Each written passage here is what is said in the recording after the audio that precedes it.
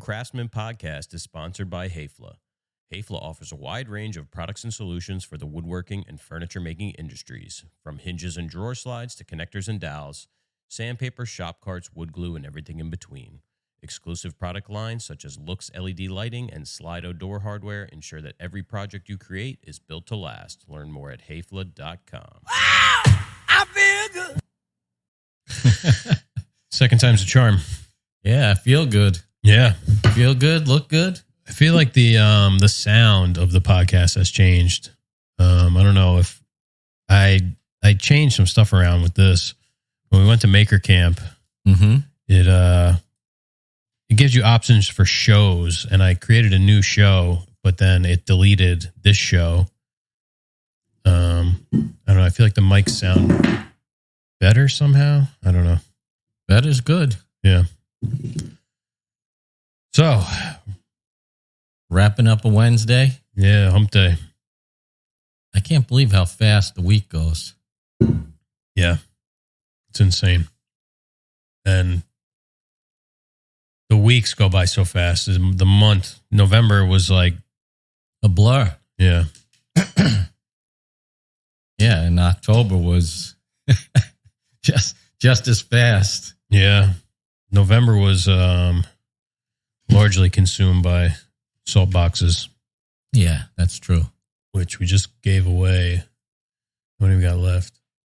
1, 2, 3, 4, 5, 6, 7, 8, 9, 10, 11, 12, 13. We got about a dozen seconds left. Yeah. Only 2 walnuts. Yeah. The walnut seconds are nicer than the cherries. Yeah. So yeah, if you're a listener and you ordered a salt box, you should probably have it by now. I think Adam got the last of them in the mail. It was like maybe Monday or yesterday. I'd kind of like to see that process just to get a visual on what it takes to mail all those things out. Yeah, he was asking me today about well, maybe I shouldn't say, about another potential project. You're not going to be able to read what that is. Oh.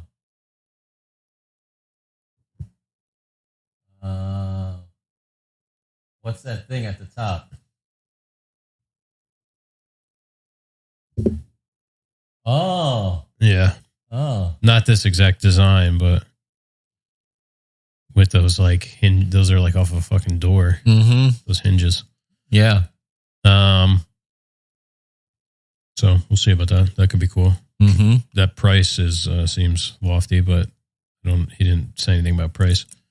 So yeah, maybe we'll have another 3-dot Leone collaboration. Yeah. Maybe we could use solid instead of that. That candy cane, whatever. Yeah, no. Stupid. Better save this real quick. Oh, I have it. CP Season 4, Episode 3. All right. So we're moving right along. Yeah, back out on install tomorrow at the salon job. So it turns out Chris from New Doors went to high school with, what's her name? Carissa? White Opal. The wife at White Opal? Yeah, the owner. Yeah. The proprietor. The proprietress. Yeah, would that be I don't know. I'm just making words up over here. Female proprietor. Version of proprietor. Proprietress. That was just a guess. I never used that word in a sentence before. Plural, proprietresses or proprietrix. That's a weird word. Proprietrices. Yeah. Why is there 3? What if you're a non-binary proprietor? Proprietex. Proprietor X. Yeah. We won't get into that. That's for another podcast. And no reading into that. It did not mean anything one way or the other. But no. Just raising a question. Yeah. Because there is no gender neutral proprietor. Wow. Oh. Gender neutral version of proprietor. The internet's got all the answers. Can a female proprietor be called a proprietor? Is proprietor gender neutral? In contemporary usage, a female proprietor would be proprietor. Generally speaking, when one's gender has no bearing on the occupation in question, the correct practice is to use one term that emphasizes the occupation and ignores the gender. All right, proprietor. Proprietrix versus proprietor. Proprietor is a gender-neutral term that can be used to describe anyone who owns and manages a business or property. On the other hand, so I got to click on. On the other hand, proprietrix is a term used specifically for a female owner and manager. Essentially, proprietrix is the female version of proprietor. Proprietrix sounds like a bad word. Yeah, like a dominatrix or like a trick. Yeah, like turn in a trick. Yeah, I suppose if you want to delineate, that you're a female owner, you could use that. Yeah, to make it known. So we digress. Yeah. Bumping into the microphone. Still never got shock mounts for these multiple years later. Mm-hmm. So yeah, we're back out tomorrow to the salon job. Probably, I'd say it'd be like our second to last, or likely there will be 3 more visits, including tomorrow, because we'll have a cleanup visit, and then there's always a cleanup visit. Yeah, we'll hang those shelves, put on the side panels. You'll finish up that wash station. Yep. We can pop on the doors at this point, I think. Can get that countertop rough put together. What was this? Angela just emailed. Painted. Closet has to be to the ceiling. It's an angled ceiling. Sheetrock. Yeah. People wanting things that we don't do. Nothing's easy. But yeah, we get that countertop shaped out. This jogs around a corner. Get the brackets in. Relatively light day. The backwash are going pretty easy now that they moved that plumbing. Got to notch out one of the legs. Oh, geez. Picked up some AZEC for that because we ran out of compact laminate and we're not waiting 8 weeks for it. Wait, is there sandpaper in the van? Yeah, but we better pack some. I think I used a bunch of it. Remind me tomorrow morning at 7 a.m. to pack sandpaper and a block plane. Clean up the edges on that. The AZEC looks basically just like the compact laminate. Mm-hmm. And it's going to be an end panel where you're not going to see them next to each other, really. It's what we probably should have used for the whole thing. It would have been nice. That sheet was $180 versus 600. No. What's 32 times 22? Wow, that's a lot. Yeah. It's a lot, yeah. 700 something? Yeah, it's probably close to 700. High sixes. 704. Wow. Yeah, so that sheet would have been 704 for a compact laminate. Plus, you probably put it in the van by yourself. I took it out of the van, put it on the saw by myself. No problem. Yeah. Versus $22 a square versus less than $6. And easier work, way lighter. Could screw it, nail it, glue it, anything you want. Yeah. Could get it in 3/4 inch, 1 inch. Yeah. I think they make it thicker than that too. cut it like a breeze. Yeah, it's super soft. But it's soft, but it's not, I don't know, it doesn't really dent. I mean, I guess it does if you hit it with something real hard, but the compact laminate's just stupid. Yeah, it's got some elasticity to it, I guess. Yeah. So I'll be glad to knock that out. Working on the oak cabinets, getting those moving along, getting some more oak coming in early next week. Where I thought they had pictures of the packs. He said, let me say, a couple hundred board feet. Boys at Lewis Lumber? Yeah, I could do a few hundred board feet for $585 board foot. Most of what I have here right now is 10 footers, if that matters. Thinking delivery will likely be Tuesday, he said. So they're probably going to pick out a couple packs or a pack, and then send over some numbers. But $585 a board foot is not too bad. It's reasonable for 5/4 flat cut. Oak. Yeah.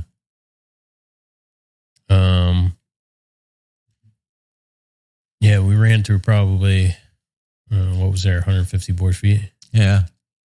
So I'll get another 200 in. We got this historical society job, which they were supposed to drop off a check today. They didn't drop off. Well, I guess the day's not over yet, but I don't foresee that happening. But we need that material for that anyway. I know that this client is anxious to get these done. Yeah. She thinks she had a different expectation than what I explained in terms of timeline. I was like, yeah, we'll get started. We'll get started on your job in a couple of weeks. Yeah. All she heard was the couple of weeks part, probably. Yeah. But not a ton more time on that. Got to make some finished samples. Yeah.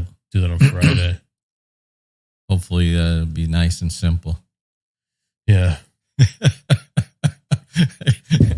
Yeah. I did send off a piece of this crown molding to Chris over at United Finishes. We supposed to be doing, I sent revised drawings over to Eric. I have not heard back. I made it look closer to the kitchen. So the mudroom job that we just did, like, I feel like the power button on this thing doesn't work. The mudroom job we just did. There we go. They want to do a little bay window seat. And the original drawing I did was like super quick and dirty. And was there we go. This just sort of like flat panel with, and like I'm just thinking about it, I'm like, this looks stupid. Doubled up rails and stiles and all that. Yeah. So we went back because we need to rework. I mean, how much better does that look? Oh, that's much more in line with the stuff that's there too. Yeah, this just doesn't look good. So I redesigned the bench. I made it, real to life where it's actually mitered and all that versus, a 3-sided thing with grain running in one direction. Where's it going with this?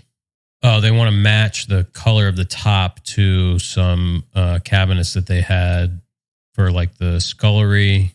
And I think maybe they have like in the kitchen, they have those towers and they have oak doors inside of a white. It's a little bit weird looking. It's very weird looking with a white drawer at the bottom. I was like, are those like temporary doors? But anyway, it's called Kodiak from Signature Cabinets or something like that. Signature Line Cabinets. So I sent a piece off to Dan, and he's going to send it to General Finishes, and we'll get a match. Get a recipe cooked up in the dye stain, which is, we were talking about that 2 weeks ago. The no wipe dye stain. Yeah. So you spray it on, and I mean, that's what this looks like a dye. But what the hell do I know? but it's a pretty consistent color. Yeah, that's what makes me think it's a dye, because it's so saturated. But who knows? It could be like toned on top of it. I don't know. Mm-hmm. We got a can of the Enduro Pro Series clear poly in flat in today. You know, we previously tried the amber, which was 2 amber. So this I'm thinking for Donna, maybe shoot a 50-50 blend of amber and clear, and do a clear, and then do a clear with maybe some white in it. I don't know. I don't know what kind of white could mix in. All the General Finishes stains you can use as a toner with, they say 10% stain into the top coat. I forget. I have to maybe pick Dan's brain. Yeah, they're a good resource. Yeah. So we'll see with that. Make those samples. Hopefully she goes with something simple without much protesting. And the white is the Chantilly. Yeah, Chantilly lace again on the painted stuff. So it's a white, shakery inset bench in a bay window. And yeah, I went with like the doors inside of the face frame thing, which I don't understand why everybody does that, but I mean, it looks nice. It just doesn't make any sense. Like, why does the end panel look like a door inside of a frame? Yeah. Well, we know because that makes it easier for them to order the generic stuff, you know, and just put it together. So this will be a drawer and a drawer. It's got two drawers on the sides and then just a little lift up lid on the in the middle. Nice and easy. Again, we got to rework the mudroom, which, didn't go wall to wall and didn't go to the ceiling. And now they want it to go wall to wall and to the ceiling. So got to do that, which shouldn't be too bad. It's mostly finishing on that. But if we're going to be spraying this bench anyway, then not that big of a deal.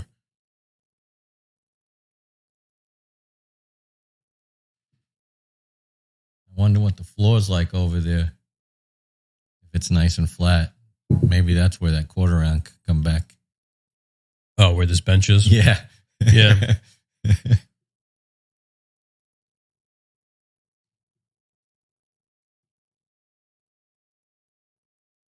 Yeah, it looks good.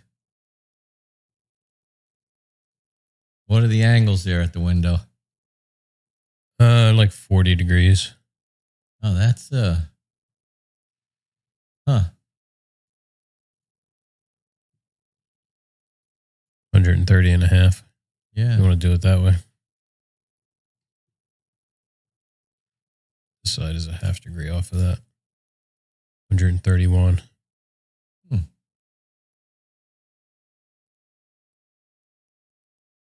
That's the one thing about fusion and angles. It gets... I don't know what's going on with this wall right here. What the hell happened? What is that? Some kind of weird artifact. The angles on fusion get a little wacky sometimes because they deal in the 360 degree angles when we typically only deal up to 90. And then your point of reference changes, but the terminology remains 90 and less.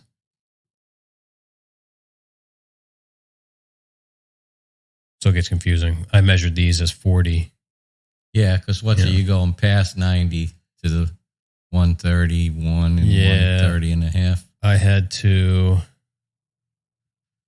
What was it? So I had 40.5. 90 minus 40.5 plus 180. Is that it? No. 180 minus 40.5. No, that's not it. How the hell did I do that? 90 plus 40.5. That's what it was. Had to add 90 degrees to it. Yeah. Which I don't know why. Maybe I was using that miter saw thing, but I had it on single cut. Oh, yeah, it's because it's 40.5 off of this line. Not off the back wall. Oh, wait, no. Perpendicular to this line. This is 40.5. So if you took this line and squared it perpendicularly off the wall, then that's 40.5 right there. We got to add that 90 back in to get it all the way over to here. Should have paid attention to math class. I say that all the time. It was like I can still see my stupid junior in high school self going, I'm not going to ever need this, when I was in geometry. Oh, yeah. Yeah, that was like my worst math class, too, was geometry. Backyard. It's this goddamn black cat back there. Unless Mike. Yeah, there it is. Right by the door. Always this freaking cat. Oh, it looks like he's got something. Oh. Oh. Nope. No. Just strolling. Just rooting around. Yeah, put the replacement Simply Safe cameras up today. Yeah, working the charm. 2 of 1, 2, 3, 4, 5 went bad. Just shit the bed. They sent out new ones, which is cool. But then they sat here for a couple weeks because who's got time to, Climb on the ladder. Deal with that shit. Yeah. So finally got those back up today. And then we got another one that seems like it's no good. So I don't know. I don't think Simply Safe will be sponsoring the podcast. No, I even went up on the roof to check the little solar panels, adjusted them a little bit to go with the winter sun direction. Let's see if that helps any. Well, the one is already... There's one that's already wheezing and gagging. Where's the... Oh, man. Yeah, it's completely offline. I don't know if that means it's already dead. I don't see how the battery could have died already, but yeah. But I put a fresh battery in the last time and it died within like a day, which they said means I don't know, something's wrong. Well, no, it's connected. The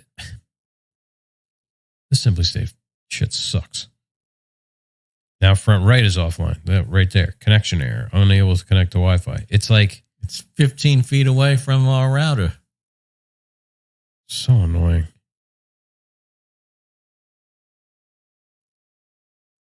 And we pay $30 a month for monitoring. Yeah. Well, how much good that's doing us. Well, when we had that smoke detector thing, that was, that let alone, I mean, nothing else, that was worth it. And when the alarm goes off, they look at the cameras and see what's going on. Yeah. So, I mean, I have it set so that if it goes off and I'm in do not disturb, it still goes off. But God forbid, slept through it or something, and oh yeah, somebody broke in, they would send the cops. Yeah, that's pretty cool. So, I mean, Simply Safe. Here, what's the alternative? Does Ring makes a similar product? Yeah, Ring, Blink. There's a bunch of different ones. I don't think Ring has what's it called? Monitoring. Monitoring. Yeah. So I cut up all that oak, and I could feel maybe that blade needs a little bit of sharpening. The ripping blade? Yeah. Yeah, we should probably get a, what's it called? A more of a dedicated ripping blade. Yeah. And you know where we're going to send it? I had a feeling this was a segue. We got to thank. A little ham-fisted. Got to thank our sponsor of this week's episode. One of our sponsors. That's right. Ridge Carbide. That's right. When you need the right saw blade for the job, put your trust in Ridge Carbide tools. Yeah, because for over 50 years, Ridge Carbide has been producing industrial saw blades designed with exact specifications for the cutting results you expect. Before you buy, call Ridge Carbide and they'll help determine the right tool that meets your needs as well as your budget. Yeah, and after the sale, Ridge Carbide provides sharpening services, which we will use again and again, for all your saw blades, dado sets, router bits, and jointer planer knives. Ridge Carbide is located in Kansas, and they provide high-quality products with outstanding customer service at a fair price. So, what are you cutting? Mostly oak this week. Yeah. Yeah, I was chatting back and forth with Paul. He said he enjoyed listening to the podcast. Oh, that's nice. Yeah. Yeah, we're not just advertisers for Ridge. We're actual users of the product. Yeah. And found some. Actually, I don't think there was any Ridge blades in there, but found a stash of blades that we were looking for. Yeah, that's funny, right? Because like the last week, we were like, where are all those blades? We must have given them away or something. Yeah, when I went looking for that non-ferrous metal blade, I knew for sure that they had to be somewhere because we wouldn't have gotten rid of that. Yeah. Had to cut some brass. So we made this island over at the salon, and it's so the main material we're using is Tafisa frost flower, which is kind of like this like linen like pattern TFL. And then everything else is Formica pecan woodline, it's called, which is just like a really straight grained. I guess it's supposed to resemble pecan wood. I don't know. Yeah. It's the color of like a pecan shell. Yes. Like if you buy the nuts in a whatever, nuts in the shell in a bag. Have you ever seen a real pecan? Oh yeah. Yeah. You've never bought the bag of nuts in a shell? Oh yeah. Yeah, it's that tan, tan it's kind of brown. like oval shaped, isn't it? Yeah, like almost like a capsule shape. Yeah. But, yeah. And really smooth on the outside. Yeah, it does look pecan colored. Yeah. Let me see what pecan wood looks like. Yeah, no, it doesn't look anything like that. No. Nut, pecan nut. Yeah. That's not what I remember them look like. I thought they would be a little bit lighter. Yeah, like this. There you go. Yeah.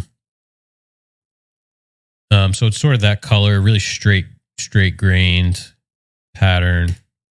So on the island, the back panel is like, we call it 110 inches, and 60 or 72 inches of it is frost flower, and then it changes over to pecan, and there was a 2-inch reveal, it was called on the drawings, between, and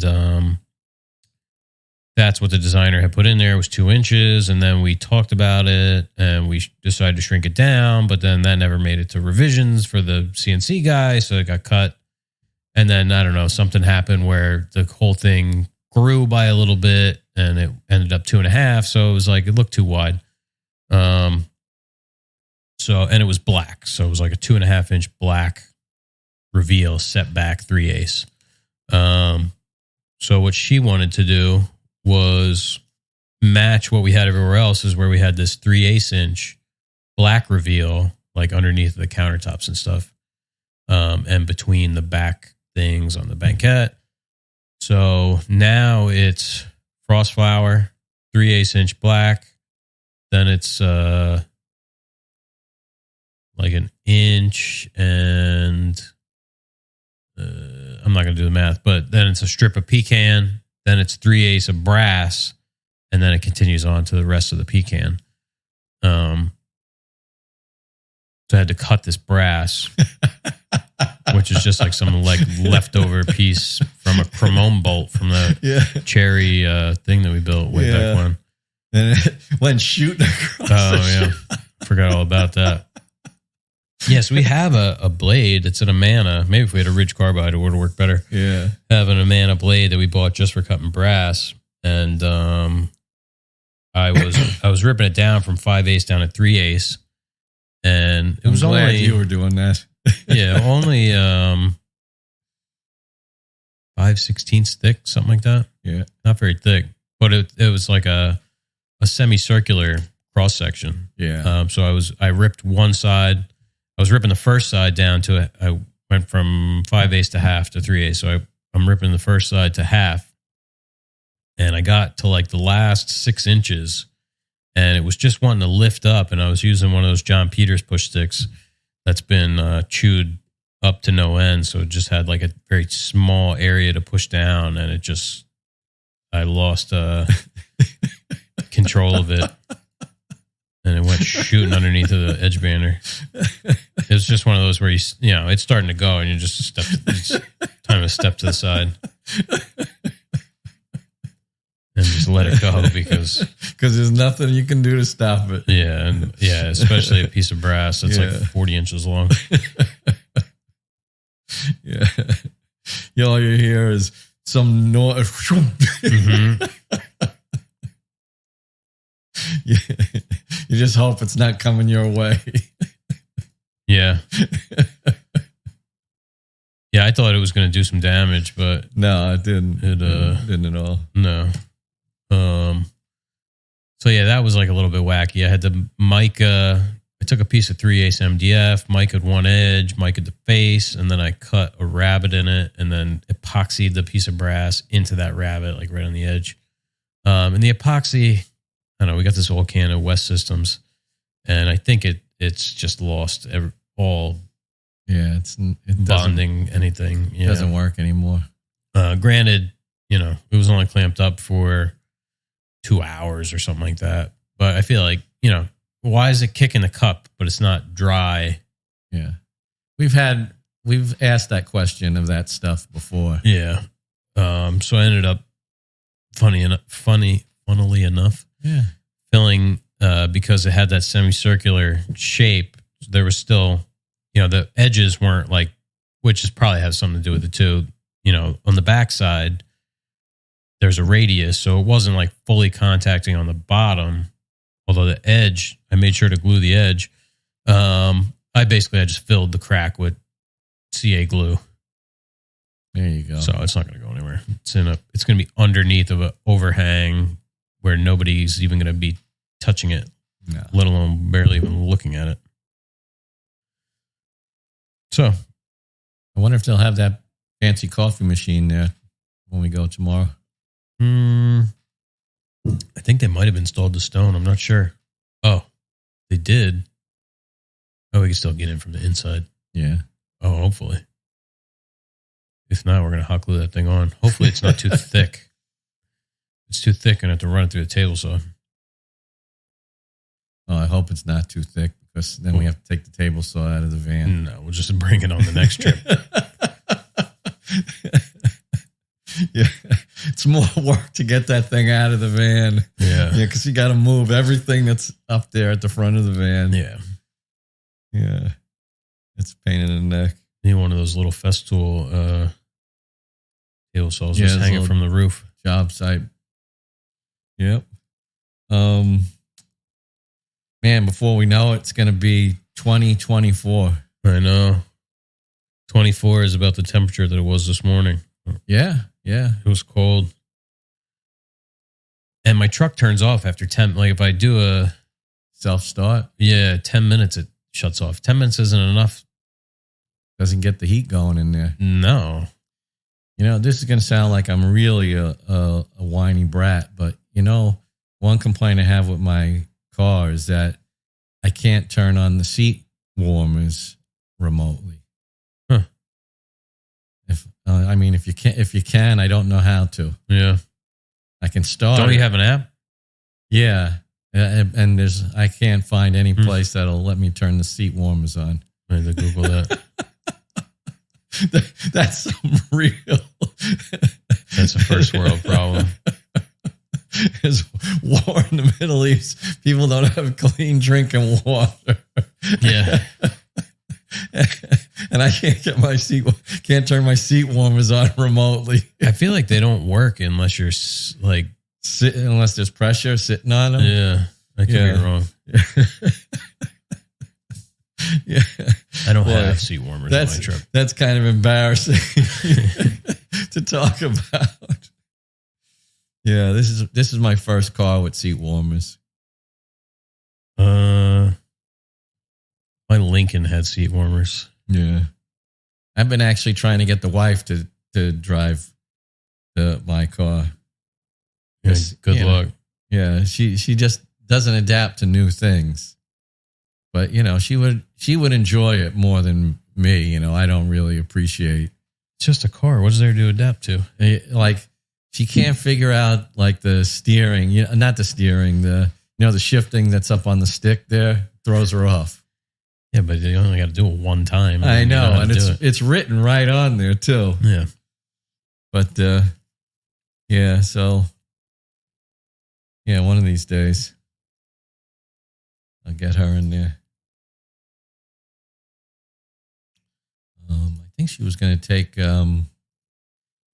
She drives Passat, and it's getting close to that. You know how cars have like that expiration date on them now? It's like all of a sudden they cost more to keep than to get rid of it. Yep. I have a feeling that the Passat's headed there very shortly. It doesn't take long. Yeah, so I was telling her, that maybe if we get rid of the Passat, she could take my car, and then I would just get another truck. Oh, so you get to get 2 new cars in a row, and she doesn't. You see where this is going? Yeah, I never thought of it that way. Yeah, I can bet that she has. Like I got in trouble for buying a tonneau cover for my truck after. Yeah. Advice from a married man. I needed it. You got a new truck and you bought a cover for it? I'm like, yeah, well, what the fuck? Yeah. Yeah. But it's funny because we got that car right at the height of when there were no cars. Yeah. So everything was expensive. There was nothing available. So we wound up picking up a Mercedes, and my wife is the one that kind of picked it out. Mm-hmm. So, and yet she's yet to drive it. Not even once? No. I mean, even my wife's driven my truck several times. I know. So she's like, I think I want to get a truck next time. And then she's like, I hate my car. I'm like, since fucking when? You picked it out. It's brand new. Yeah. Yeah, that's a nice car. What don't you like about it? I don't like the windshield. Okay.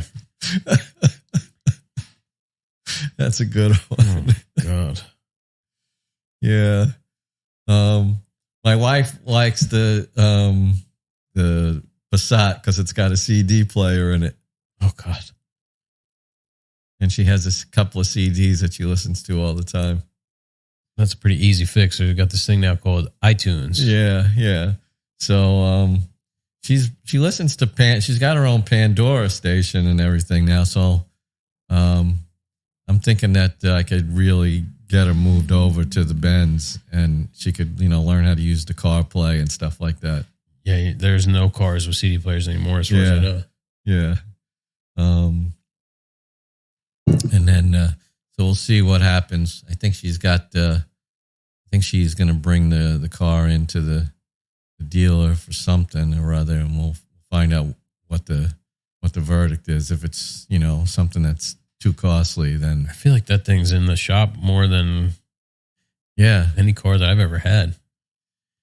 And like I had like shitty old cars. Yeah, there's my wife just like she'll go to the shop to have them reset the computer, the clock. Oh my God.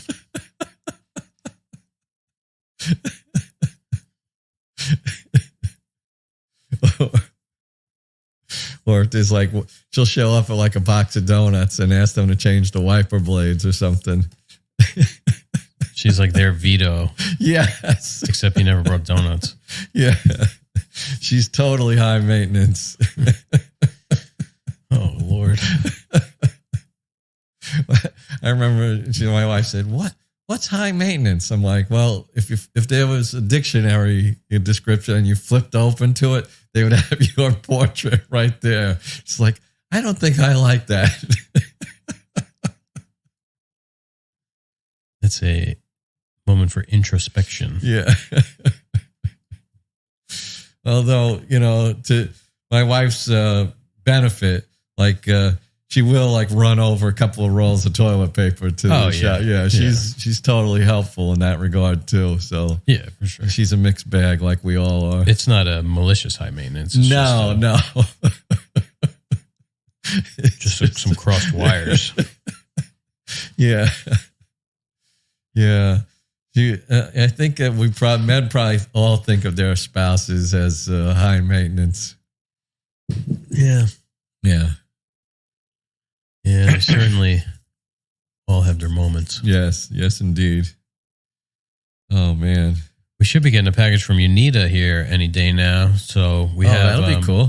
Yeah, 2 of the 3x4 sanders, which we got to thank them for the sanders and for being a sponsor of the podcast. We have some... be making some reels and stuff coming up, showing the 3x4 sanders and how we're using them.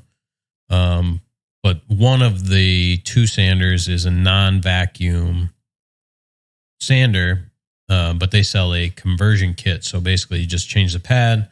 The pad that's on it now has no holes, and it doesn't have a vacuum port. But the cool thing about these sanders is that it's just like a new pad and a little thing that goes in. So they're sending that over so that we can get the other sander into the rotation. Easy fix. But yeah, I mean, I've been using that thing a lot. What the hell was I just using it for? It's a great prep tool. Yeah, that's the thing. It's like, we talked about it last week, how it moves material, but it's not so aggressive that you're going to over sand or, put big swirl marks or anything like that into your workpiece. Yeah. I never used a 3x4 before. Mm-hmm. And I really like it. It's totally different than the random orbit. Man, did you hear my shoulder I pop? did. I'm pretty sure it picked it up on there. I heard it all the way over here. Yeah. We had never tried it until Chris and Dan brought one over from a different company. Yeah. Which apparently they're coming off the same. Well, I don't know. They're remarkably similar to one another. Yeah. They're coming from the same area. We could say that. Same, they're, I don't know what the hell I'm trying to say. Vicinity? Zone? Yeah, they're definitely made with some of the same parts and stuff. I don't know, how much further it goes from that, but they look very, very similar. I don't remember what the hell where I was going with that. I have no idea. We were just discussing the virtues of our Unita sanders. Yeah. We were saying, yeah. So Chris and Dan brought a sander, so we tried it out then, and they took us to school on prepping shaker doors, and then we got schooled again when we went to spray day with Nate, and just really solidifies how good it is to have a 3x4 sander. You can't go back. It's like flying first class. You can't go back to coach after you fly first class. Yeah, yeah. It's like, no. And it's not even like it's a like first class to coach. It's like, well, you're still getting to the same place. Well, I guess technically you could do it by hand and get to the same place. But, if you want to get the best possible finish, like it's really important that you use a 3x4 sander to get inside of these panels. Those corners. You can get there by hand, but it's going to take a lot longer. It's going to be a big pain in the ass. And then by the time, you get to door number 25 by hand, you're probably going to phone it in. And then, when you get to spraying, it's like, oh, well, it's good enough. That's the thing. I mean, if you're, doing one door, two doors, then these things don't matter so much. But if you're in a shop with any sort of production, all that stuff gets multiplied. Yeah. And even, once you have it, it's like it makes one or two doors easier and faster. Oh, yeah. And then any seconds that you can shave off anywhere is all for the better. Yeah. And actually, speaking of Unita, I did order some sandpaper too on their Black Friday deal. Oh, nice. Which is pretty good. $45 shipped. There you go. For and that's $15 shipping.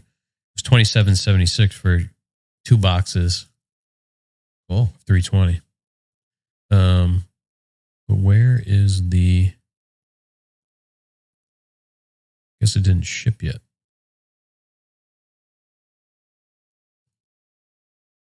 I love having sandpaper when I need it.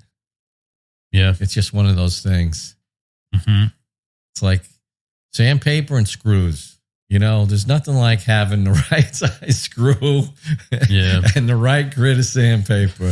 We got some screws coming tomorrow. We need an 1.25-inch pocket screws. And I got, because it's free shipping at 100 and a carton of 5,000 pocket screws was like 85. Amazing. I got some 2.25. They got 2.25s in now of 8 by 2.25. Hello. Thank you.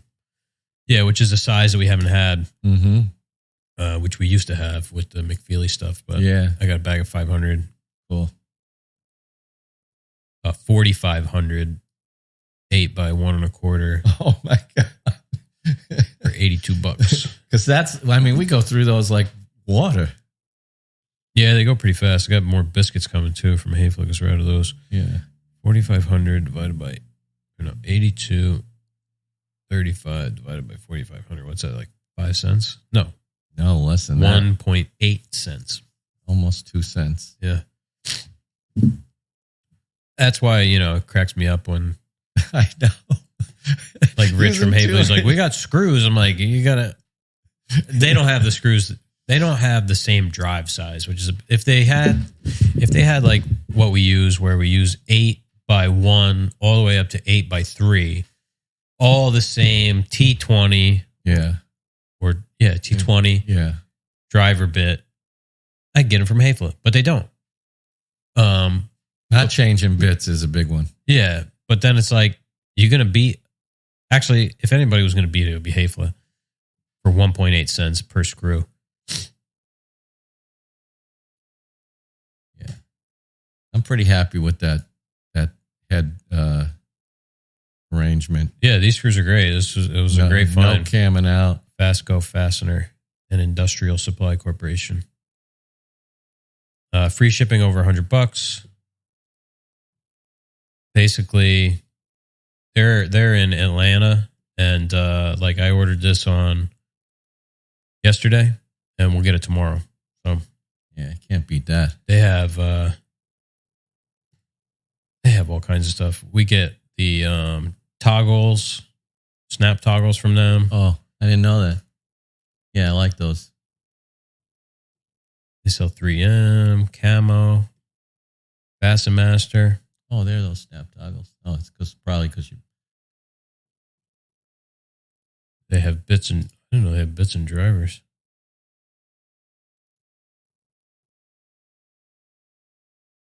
Pan heads, self-tapping, truss head.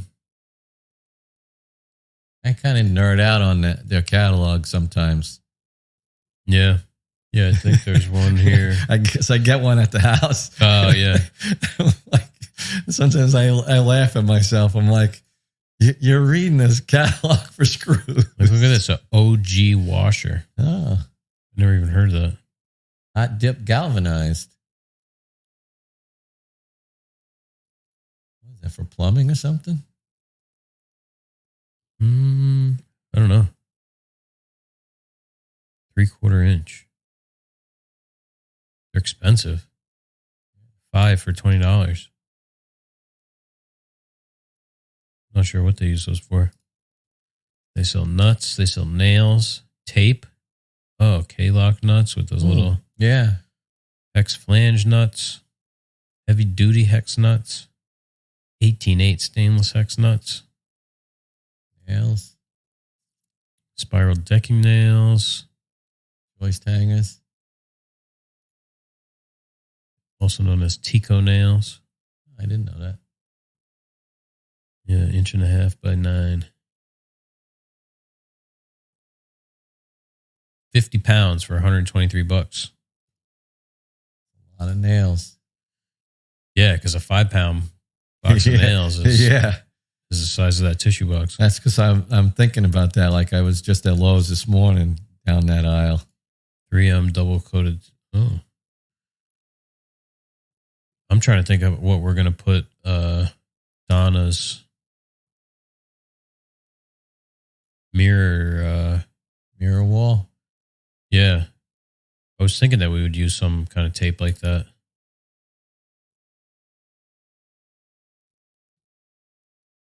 I keep forgetting about the mirror wall.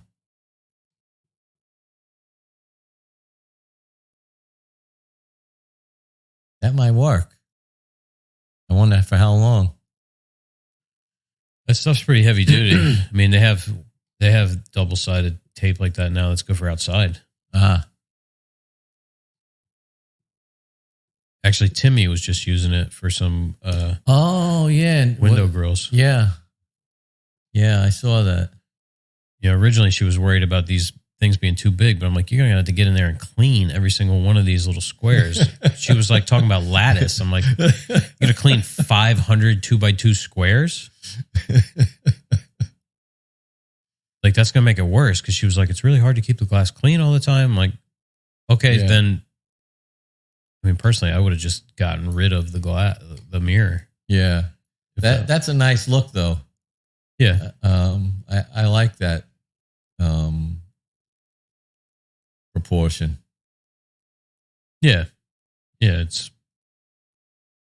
know if it's a golden rectangle. That'd be close, because it's so pleasing to the eye.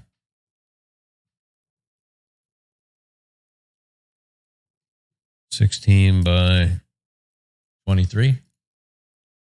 9. 24.5. Yeah. That's real close. Yeah.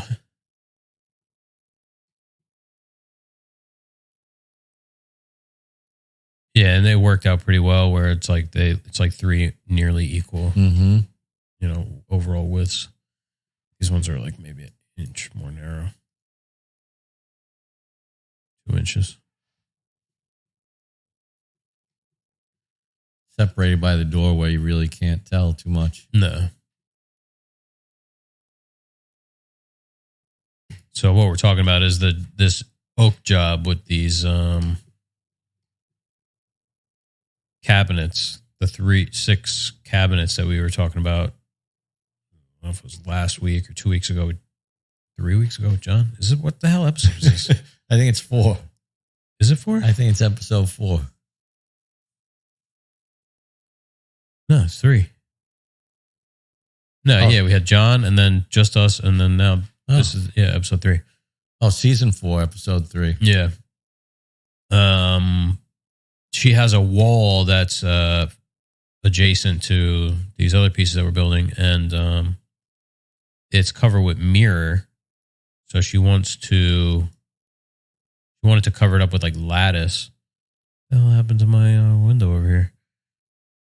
But, you know, I said it's not really a great idea because the it's going to make such small squares that you're going to have to try and get in there and clean it. So imagine dusting in there. Yeah. Little like wainscoting kind of thing. It's just oak, like 3-inch wide oak strips. Yeah, 3 inches wide. That's just going to go over top. So they make like these like 16 by 20 squares. 1, 2, 3, 4, 4 by 3, and then 2 by 3 on the, there's a doorway. Hopefully that made sense. Yeah. Well, it's sort of like a little bit of a facade over the mirrors. Right. Yeah. Just going to be stuck to the mirror somehow, whether that's with mastic or double-sided tape. Mm-hmm. Maybe we'll use that X-Fasten tape. I just don't want to create any gaps, you know, like I want it to be tight against the glass, but I don't know how tight. Yeah, because you can kind of, that mirror, you know, working on the mirror, you can kind of see it if it's a little bit off. Yeah, and I'm sure that the mirror is not perfectly flat, but it could be wrong. Oh, Stacy said I could head over any day time this week for the countertop.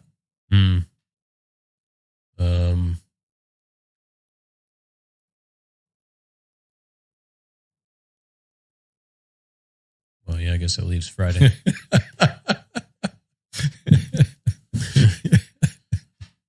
That's it. Yeah. Yeah. I want you to get some pictures of that and send them off to Brian at Fez and see what the deal is with that. Maybe we can get her a new countertop. Yeah. Well, I got these 1.5 by 1/4 inch lag screws and washers. Better bring some sockets because you're going to have to put it on the right angle. Yep. Yep. Bring socket set. And yeah, we got a butcher block, valley block top that's got a wild cup in it. Yeah. More bowed wood. Yeah. So, you know, dinky little countertop job for no money turned into probably not costing us money, but getting pretty close. Yeah, ain't that the way it goes? Yeah. Well, we're creeping up on the 1 hour mark. Yeah. Yeah, because there is a definite, you know, upward swing on that edge. Yeah, it's got to be 5/16 of an inch off the countertop or something. But hopefully get that down. Yeah, I can maybe bring it down without ripping the cabinet apart. Yeah, you got to get the lags like as close to the edge of the cabinets as possible. Where the stretchers are attached to them. Yeah.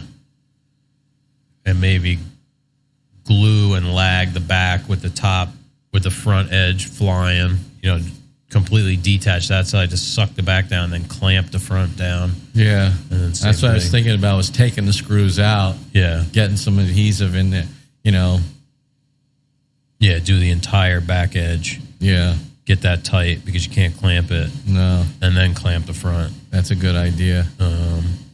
And I don't think movement's going to be an issue because those tops are basically riffs on anyway. Yeah. Anyway, with the compressor running, we're going to bid you farewell. You can't hear that. Yeah. You can hear sounds like feedback. Yeah. But yeah, thanks for listening. Yeah, really appreciate everybody out there. We'll talk to you next week. Take care. Appreciate you listening. If you want to support the show, leave us a review on Apple Podcasts or Spotify.